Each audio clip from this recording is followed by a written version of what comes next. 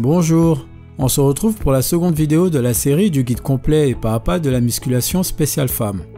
Les préjugés et malentendus autour de la musculation féminine sont nombreux. Plus difficile, pas utile, trop viril, j'entends souvent n'importe quoi à propos de la construction musculaire chez la femme.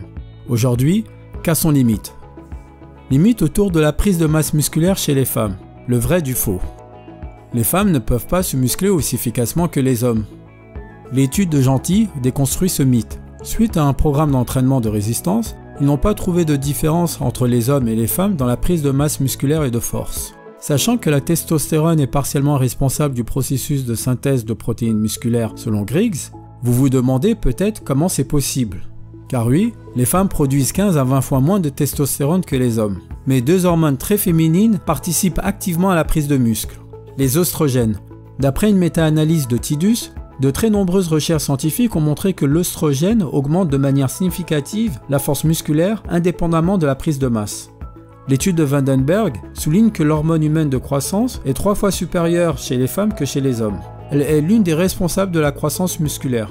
La raison de ce mythe est tout simplement que la prise de masse musculaire chez les femmes met plus de temps à se voir que chez les hommes. Jensen l'explique par le fait que de manière naturelle, les hommes ont 8% de masse musculaire de plus, en particulier dans le haut du corps.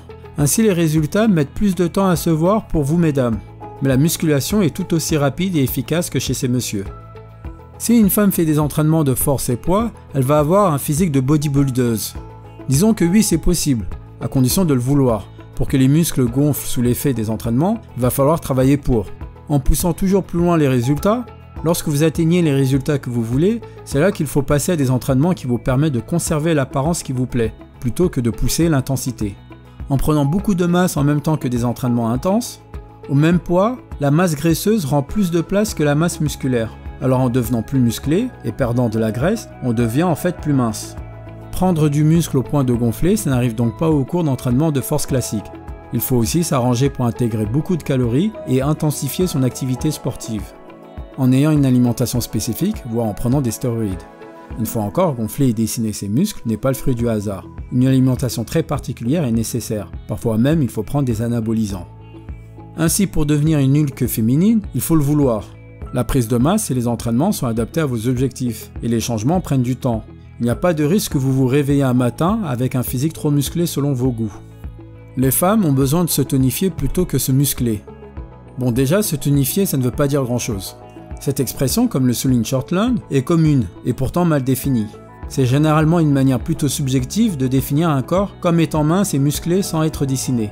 Généralement, l'expression d'un corps tonique s'adresse aux femmes, à qui on conseille alors de faire énormément de cardio tout en s'affamant à coups de régime. Le résultat, un corps très mince mais quasiment pas de masse musculaire. Or, nous l'avons vu, se muscler n'est pas qu'une question d'apparence, c'est aussi une question de santé. Plutôt que de viser un corps tonifié, il vaut mieux tenter de trouver au moins un équilibre entre masse graisseuse et masse musculaire.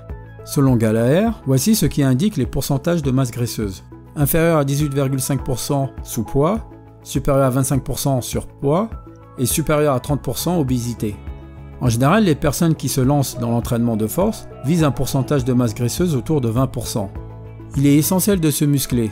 Et si vous craignez d'avoir l'air trop dessiné, je vous le rappelle, tout est une question d'adaptation du régime alimentaire et d'intensité de l'entraînement. Je viens de vous prouver qu'il n'est pas plus difficile pour les hommes que pour les femmes de se muscler. Cela dit, certaines femmes ont des difficultés à prendre de la masse musculaire. Je vous expliquerai le pourquoi dans la prochaine vidéo. Donc abonnez-vous pour ne rater aucune de mes publications. Je compte encore sur vous pour aimer et commenter cette vidéo.